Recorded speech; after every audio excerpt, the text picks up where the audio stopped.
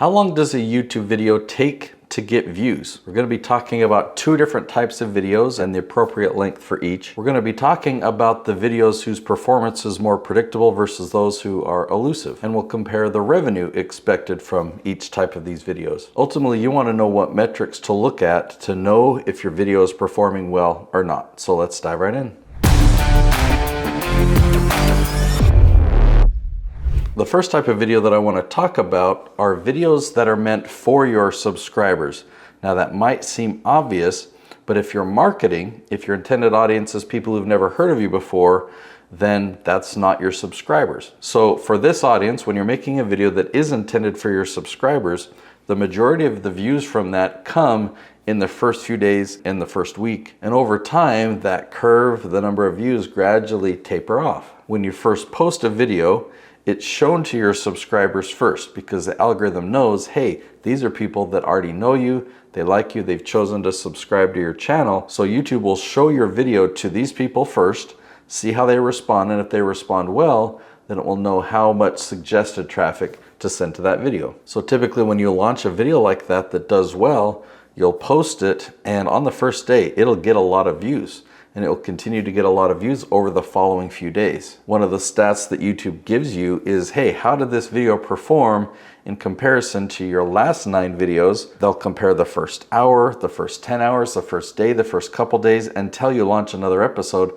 Then it's comparing that one to all your previous ones. That data is the first thing you see when you sign into the Creator Studio. It's right there front and center on the dashboard. So we can get into a pattern of looking at that stat and thinking, how's this video performing compared to the other ones? How did it take off? Is it ranked number 1 out of 10? Is it 10 out of 10? Now, because my focus is the second type of video, which focuses more on search traffic, it's more evergreen over time, that stat isn't important for me, but because YouTube gives you the fireworks when you're ranked number 1, it still feels good. And it's like, oh yeah, this one's the number 1 performer. It's really hard to turn that off. Again, even though that stat isn't important to me, I don't really care how it's performing in the short term, because I want to know how's it doing in the long term. Is it matching my strategy? My strategy does nothing in the short term like that, the first few days. So the second type of video, to give you more detail on, it's a video that's intended to be found in search. You can only have videos go to people who've never heard of you before in a few ways. Through search, through paid ads, which I don't do, and if a video goes viral. And if a video goes viral, that can be good, but most of the time, for my intended purposes, it's not going viral to the right audience. When I can target a video to people through search, I know exactly who they are, I know what their needs are, I know where they're at in their life or their business, and so I can talk specifically to them.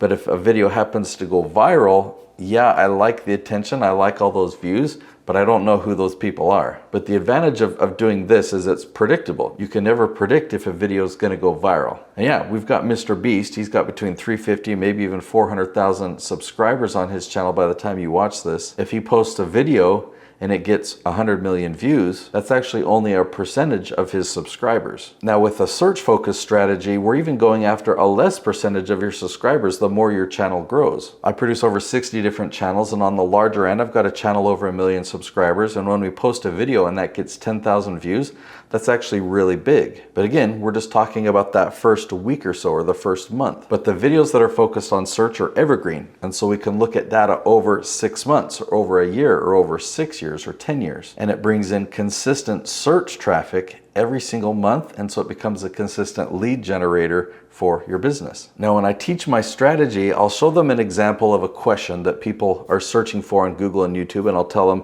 that would make a perfect title for your video. But then they'll look at the search volume and it says 10 searches a month, and they just think, isn't that a small number? Yes, it's a small number, but what's amazing about it is those 10 people, they're your target audience. But if you make that video, you can have it rank on YouTube, and if in that first month you get 10 views from search traffic, you're probably gonna generate a lead from that video, even with that small trickle of views. But the next month, you're gonna get another 10 views on that same video. The month after that, it's going to increase. Just in my experience, it takes a couple of months for YouTube to figure out that video. If you have 10 views in the first month, 10 views in the second month, typically in the third month, it'll be bigger, whether that's 30, whether that's 60. And again, we're just talking about views from search traffic. What's really cool about this is you can launch a video and have it start bringing in a little trickle of traffic. But then you launch another one and that adds to it. So now you've got 2 trickles of traffic coming into your channel every single month. A third video, now you've got 3. 10 videos, you've got 10 trickles of traffic bringing in viewers from search every single month. Well, on many of the channels that I produce, we're launching 5 episodes a week. And so if you do that for a full year, that's 260 episodes or 260 trickles of traffic bringing consistent search traffic to your channel. Well, over time, that adds up to a big fire hose of traffic that's the most valuable traffic you can have on your channel for lead generation. Now, the other day I spoke on stage at an event called Thrive. It's an event for the National Speakers Association, and I showed them how they could dominate YouTube in just 4 months. Going after search traffic like this is so predictable that you can even know the timeline and predict things on when you're going to dominate a certain area on YouTube, and you can really map out an entire strategy for your business instead of just hoping something goes viral and expecting a lot of views to transform into miracles for your business. So suggested or viral type traffic on YouTube, it's great for high numbers of views, but it's bad for lead generation. Well, the whole focus of this video is to talk about how long it takes a video to get views. Well, if it's got built-in internal strategy that's going to make that video show up in search, it can take a while, but it's a gradual momentum building process that will continue to build that momentum over time. If it's a viral or suggested focus, look at it in the first week and see what happens. Beyond that, it's even more unpredictable. You could have a video that 4 months or 8 months in, all of a sudden it just takes off and gets a lot of suggested traffic. But that's the biggest disadvantage, is it's so unpredictable. Where over here, you can create a video that's going to continue to bring in views month after month after month for years to come. And even a low amount of views turns into high revenue. So on this topic, there's a lot of questions that people can ask. So I'm going to go through and just answer each of these questions. What happens if my video doesn't gain traction in the first few weeks? Should I delete and re-upload? In both cases, I don't think you're going to delete and re-upload. I don't think that's going to help anything unless there's something wrong with your channel, and perhaps you need to upload that video on a different channel. Now, there have been a couple cases where I have done that, and what's been wrong with the channel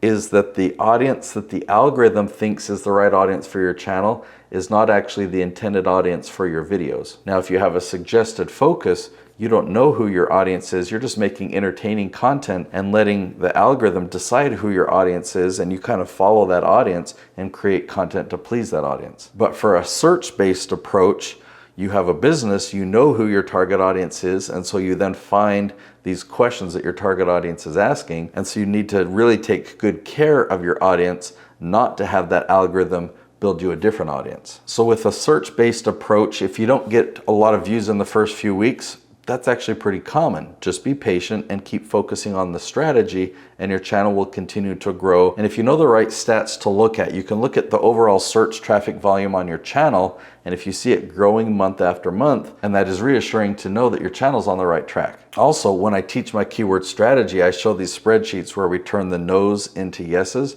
And when you see no's means we're not showing up on YouTube search, but yeses mean now we're ranking at the top. When you see those no's turn to yeses month after month, and you're just getting more and more yeses, it's really clear to know that your strategy is working. So you don't have to stress so much about when you post a video, do I get the fireworks? Is it ranking 1 out of 10? But you're actually looking at your overall strategy and saying, wow, this is working really, really well. Why do search-based videos generate leads better than suggested videos? Well, if you think about the content that you're creating and you know who your audience is, you know what they're asking, you know what their challenge is, you can really connect with them more. If you're creating entertaining type content, that's content meant for the masses, and you're hoping that it will be shared and go further and further, and so it's going to be more and more of a broad audience. The audience that's looking for entertainment, or they're just watching something for fun, they're not in need of things. They don't need to have your services. But the people that are searching and asking questions about the very thing that you're an expert in, they're the ones that are most likely to need your services. And the best thing about this approach is it's not like an advertising campaign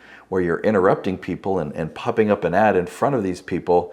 You're catching them at the right moment when they're actually searching for you and they find your video. Does the age of my YouTube channel affect how long it takes to get views? There could be a lot of ways to answer this question because there's a lot of different algorithms within YouTube to determine how a video gets viewed. But in my experience, no matter what strategy you're focusing on, the age of your channel, like that start date, really doesn't play a role. The size of your channel, like if you have more subscribers, that could play a role, but what have you done with your channel recently? How has YouTube recommended your videos recently, so you can then predict what it's going to do when you post another episode. That's more true for the suggested approach. If you're really trying to have a video go viral, then yeah, but a lot of times I'll post a video that's focused on search traffic, and in the settings I'll indicate I don't need you to notify my subscribers or anything in my subscriptions feed. You don't need to send out this notification. So when I post a video, I'm not even expecting that notification to go out or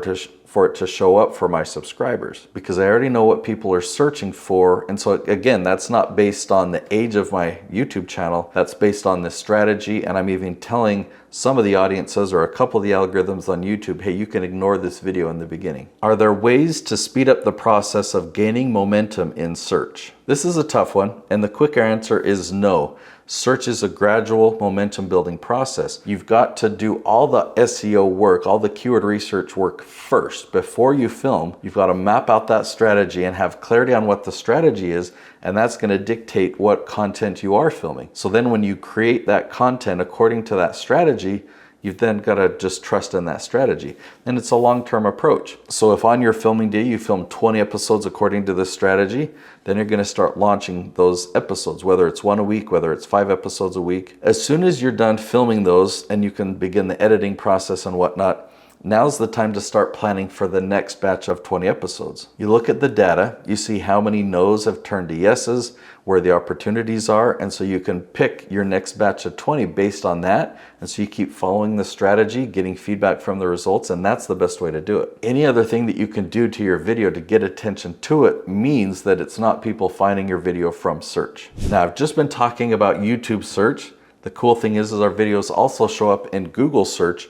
And there is something that you can do there to kind of speed up that process. And that is, after your video posts to YouTube, you can take that video and turn it into a blog post on your blog, on your website. Now, I would still feature your YouTube video there and have a cleaned up transcript that's written like a blog post. Now, does it actually speed it up? I don't know about the time frame, but what I do know is for channels of mine that we have a blog associated with it, we're getting more Google search traffic from it, so it definitely helps. How does YouTube determine which videos to rank higher over time? Ultimately, a search engine wants to deliver people the best content that matches what they're searching for. So think about it this way. If you know what people are searching for, then do your best job to give them the answer of their question, right? Provide them what they're searching for. The more aligned that is, and the better your videos keep their attention and create value, then the goal of the YouTube search engine is going to make sure that those videos are the ones ranking at the top. So it's not about keywords this or that, or description this or that. Yes, title's important. Yes, the thumbnail is important in getting clicks, but the most important thing to focus on is finding out exactly and specifically what are people searching for. Focus on the person that the algorithm is trying to serve. Focus on that person and create the content that they will really like, that will really fulfill what they're searching for. This is one of my favorite reports in YouTube. It's a comparison report, and you have to go into the advanced analytics, then go to traffic source, then hone in on YouTube search, and then do a comparison. Okay, so we're looking at the last 90 days compared to the prior 90 days. All right, so if this channel had 87,000 views last quarter and the previous quarter had 79,000, well, that means that we've had an increase. So that's a good stat to look at to know if your channel's increasing. And this is the spreadsheet that I create where I track the number of no's and yeses. And so on February of 24, we had a score of 3. Yeses are a score of 1, startings are a score of 0.25. You add all those up, that's a score of 3. Well, from every month or two, to check the score and to see it go up, now it's a score of 8.5, then a score of 13, then a score of 15.75. That's a good way to know that this strategy is working, that your channel is growing. How to get a video to show up at the top of search on day 1. The strategy that I teach is called the leaf strategy. And if you follow the leaf strategy, you're going to start with the low-hanging fruit, or what I call the low-hanging leaves, because it's a leaf strategy. So if you follow that strategy, these videos will naturally rank at the top of YouTube on day 1. And it takes you through a process to make sure that you're going to dominate more and more of this branch on YouTube. I really want you to understand the leaf strategy. So I'm going to link to a video right here. It's called the YouTube SEO Secret Strategy. Definitely go watch that video next.